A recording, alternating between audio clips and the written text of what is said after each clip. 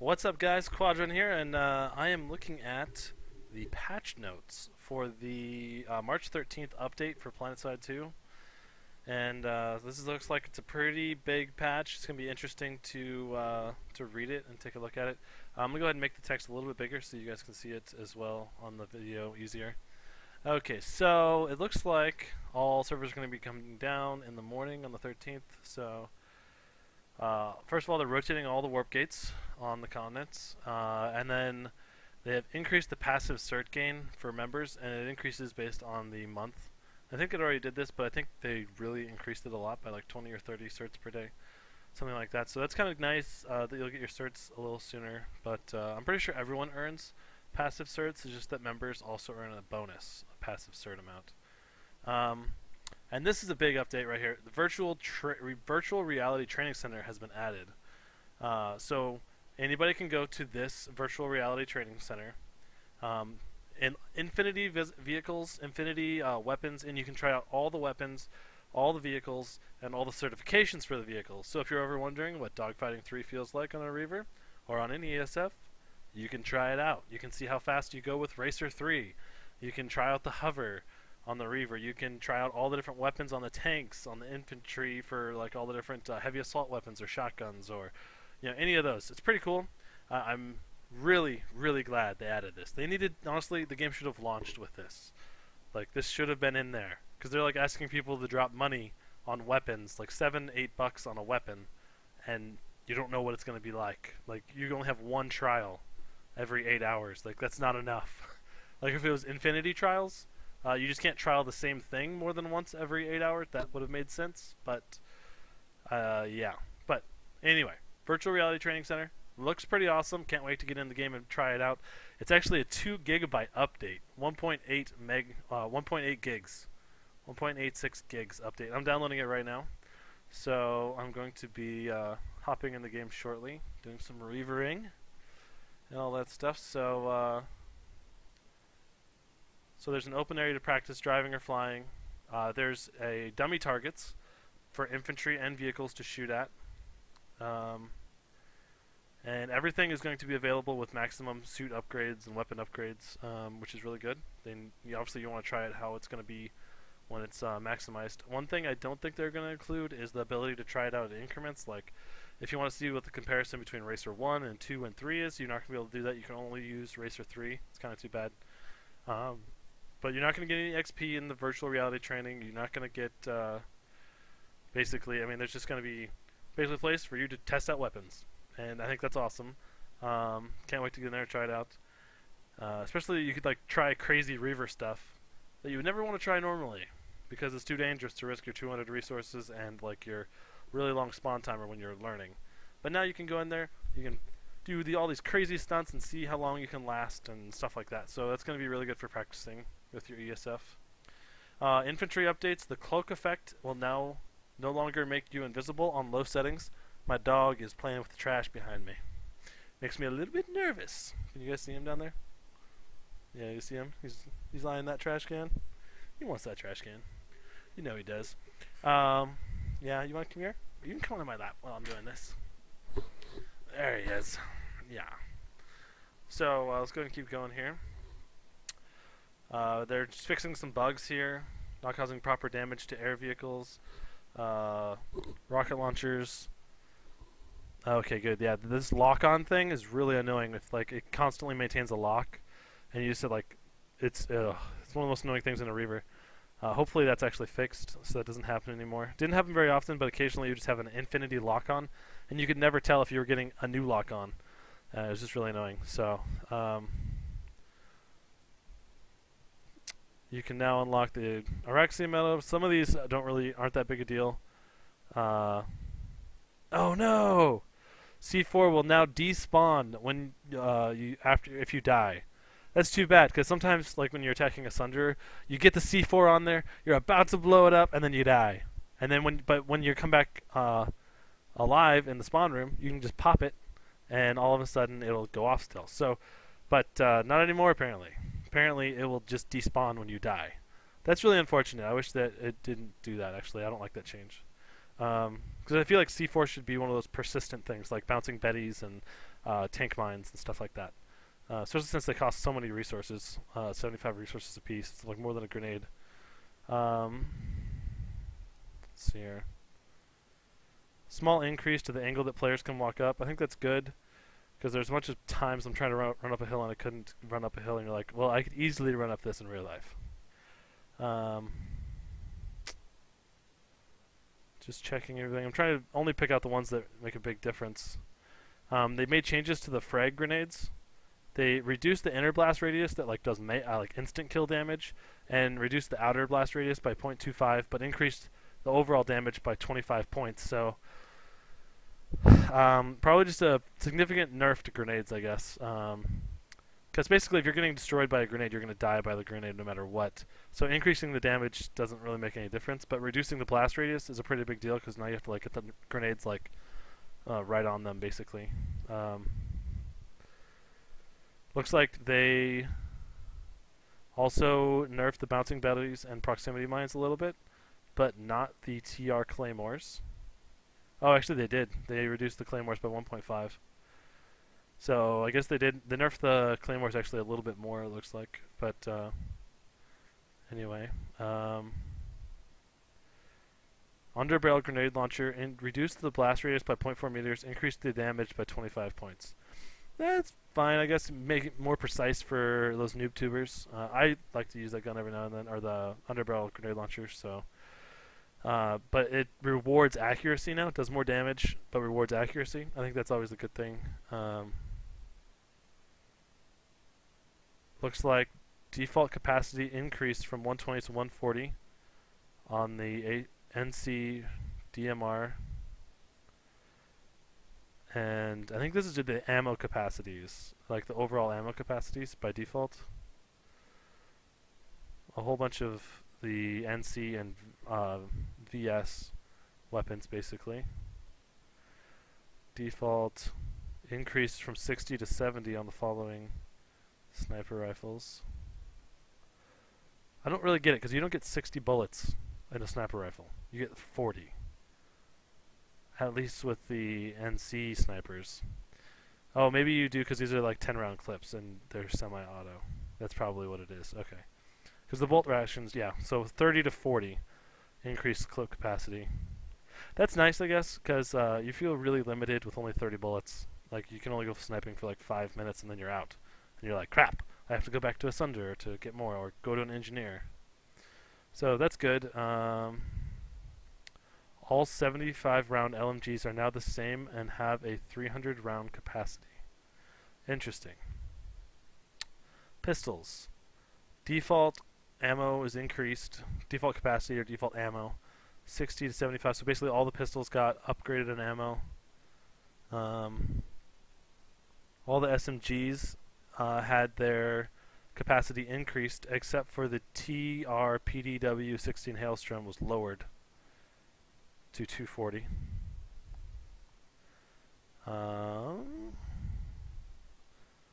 Shotguns were shotgun ammo buffed, jackhammer buffed, Polaris.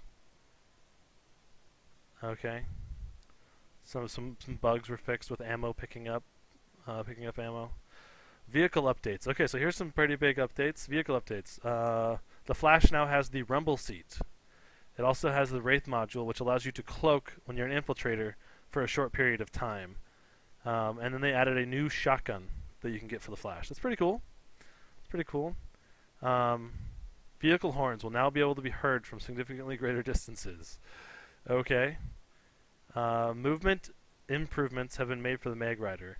Stock hover length increased. Hill climbing restrictions readjusted. Should no longer receive excessive penalties when driving on uneven terrain. So basically, hopefully, it just fixed some of the jitteriness of Mag Riders. There's, I guess, some people complaining about that. Torque has been increased for all ground vehicles, meaning you can more easily accelerate, like up hills. That's going to be nice.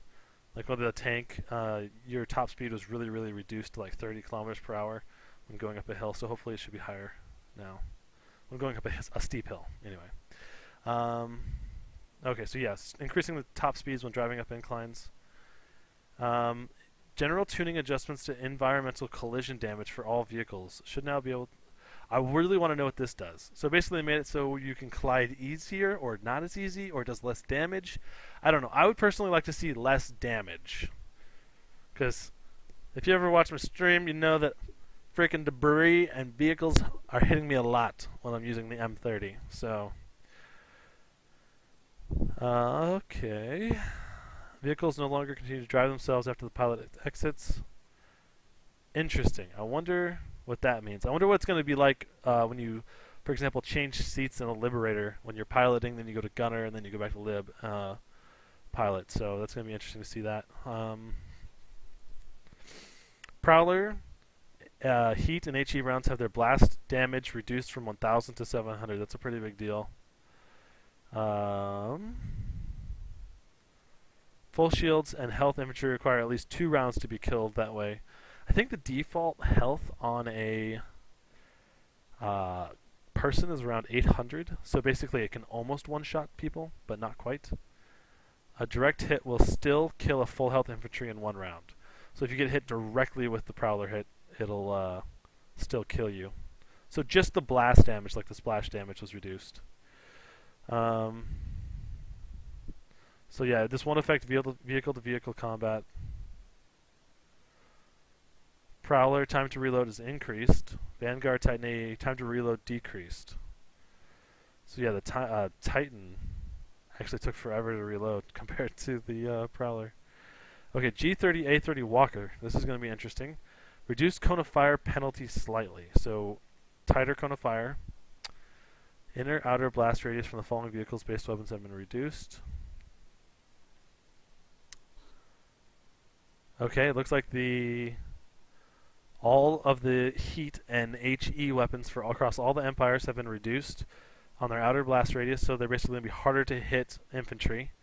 I think that's good. I like the idea of reducing like the splash damage stuff. Like, make it so that you have to aim your shit. You know, like make it so that you actually have to have skill to use it. That's like that. I'm all in favor of that, and I think this is a good move on their part. So. Liberator L105 Zephyr. Outer Blast. So Zephyr got nerfed, and the Dalton also got nerfed a little bit.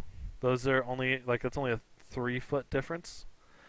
I suppose it's a bigger difference when you consider it's squared. So. ESF. Rocket Pods. Outer Blast Radius reduced from 6 to 5. So the Rocket Pods got nerfed again. M60 Bulldog. Outer Radius Blast reduced from 8 to 6. So the Bulldog got nerfed again, even though it got buffed. Actually, the Bulldog got buffed in the last patch. Now it's getting nerfed. The Halberd, which is the secondary gun on the tank, is having their blast radius reduced from 4 to 3. Sharon, HRB, outer blast... Okay, so the Sharon blast radius is being reduced. Enforcer blast radius is being reduced. Basically, this patch is reducing blast radius across all explosives, it looks like. As a general rule, all explosions now do less. So, experience granted for killing many enemy vehicles has been increased. If you kill a Galaxy, it's 400 XP, increased from 300, so 100 more XP. Wow, Liberator is now 500 XP, more than a Galaxy.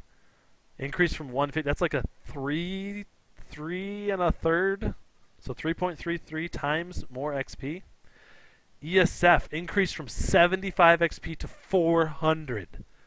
That's like 7 times more XP, 6 times more XP for killing an ESF.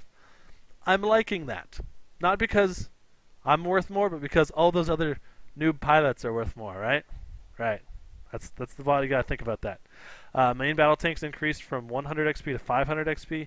Lightnings increased from 400 XP to 100, or from 100 XP. So 400% increase for lightnings, 500% increase for main battle tanks, like 600% increase in XP for ESFs.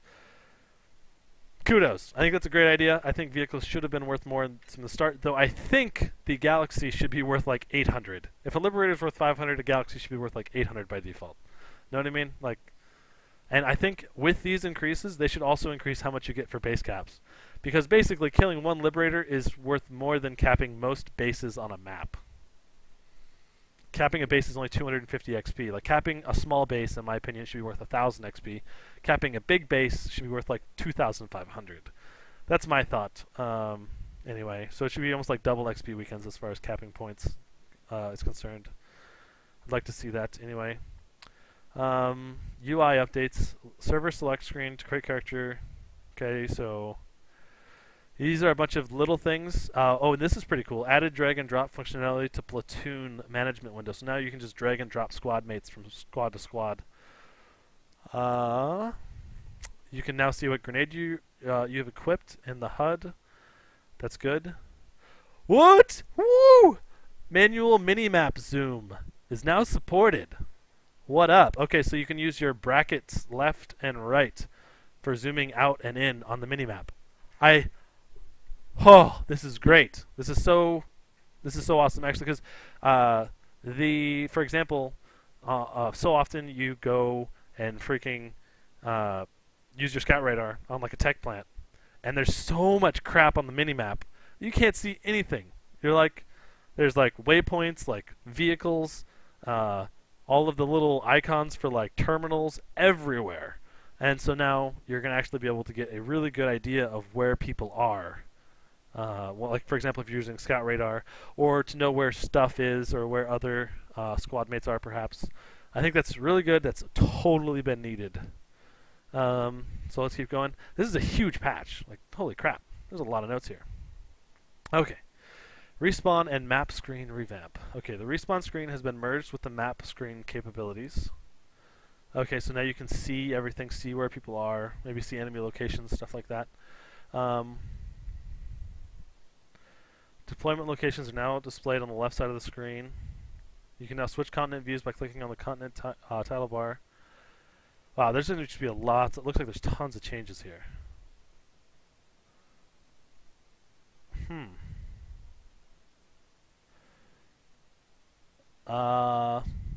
Okay. Fix an issue where platoon leaders that gave up squad leadership were unable to be promoted back to squad leader. This I've ran into, and it was really annoying, so hopefully they fix that. Leaderboard should only display erroneous negative numerical values in the time played column. Good, I noticed that. That's a good fix. Can now click sort. Leaderboard. Social menu. Button on the leaderboard should now be grayed out for your own name. Go to top and find me buttons are now disabled on the friend and outfit lists. The mini chain gun, jackhammer, and last are now listed in the machine gun section of the stats page. Destroy the phalanx turns display that need repair. Okay, I don't know. I think that's covers most of that. Following commands should now function properly. Inviting people to outfit, quitting an outfit, leaving an outfit. Facility updates. Wow. Okay, so we still have a facility update section. Can no longer capture point A at Aro Toro Station through a wall. Good.